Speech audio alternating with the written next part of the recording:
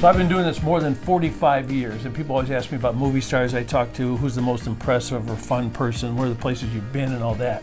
Well, one of the most exciting and impressive places I've ever been is on West 25th Street. It's called Zubal Books, and one of the most interesting people I ever talked to is Michael Zubel. And you come in here and you talk to him and you start talking about your dad, right? We start at the beginning, at the top of the ladder. My dad, John Zubel, who founded this business in 1961. I was born in 1964, so by the time I was 7 or 8 years old, I had a work permit and I was doing a lot of the daily tasks around a joint. So what business is this? This is a book company, so we buy and sell old, hard to find, scholarly and academic books, and we try to move them on and get them into the hands of the people that can use them today. So some of these books that are here are books that your father actually collected. Oh, absolutely. There's a legacy holding of our inventory to the tune of about 1.5 million books that he collected throughout the years. Was he one of those collectors that didn't want to sell? He collected, then he didn't want to sell? He went kicking and screaming when he had to let go of a book that he coveted and loved. Speaking of books that one would love and covet, we have a first edition wonderful Wizard of Oz here. Now this, I confess, much like my father, I covet this. This is a beautiful example of the first printing of the Wizard of Oz. There are no crayon marks in it, no young hands have smudged the margins.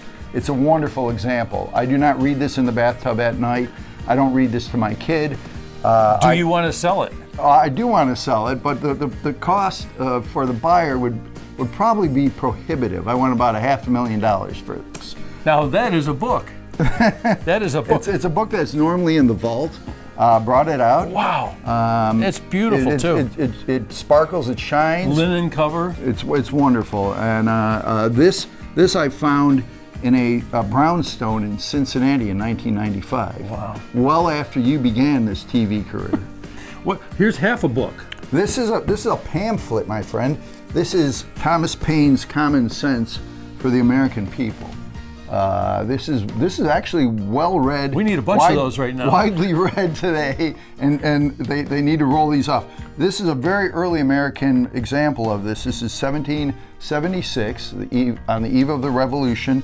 This was printed in Norwich, Connecticut. A couple printings after Boston and Philadelphia, and then they came out with this in Norwich. I found this in a drafty, wet basement in Belmont, Massachusetts, probably around 1998. See what I mean? He comes with a story with everything here. So we're talking about maybe almost 2 million books in this building. Absolutely. And when you walk around in here, it's cavernous. It's almost spooky, like it could be haunted. There's a certain kind of dust here. There's a smell of books, which you always get in a great bookstore. Right. Hey, so if somebody's interested in this kind of thing, is there a way they interface with you or talk to you or find out what you have or what they want to sell or what they might buy from you? Certainly, zubalbooks.com. You can visit our website.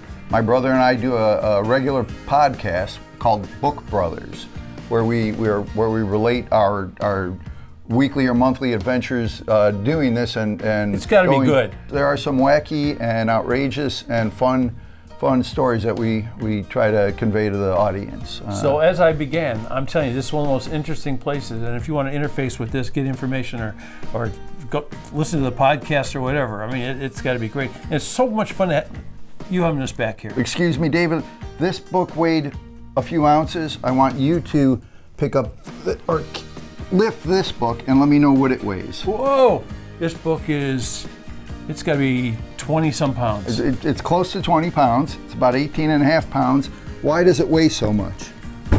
Coins? It is printed in gold. That's actual gold. The typeface is printed in gold. That's why it's so darn heavy. Now, what's this book worth? I want around $25,000 for it. But I think we'd make more money if we burnt it and rendered the gold out. Don't do it. Don't do it. Hey, no book burning. Hey, thank you very much, man. It's great seeing you. My pleasure, David. Yeah, thank you.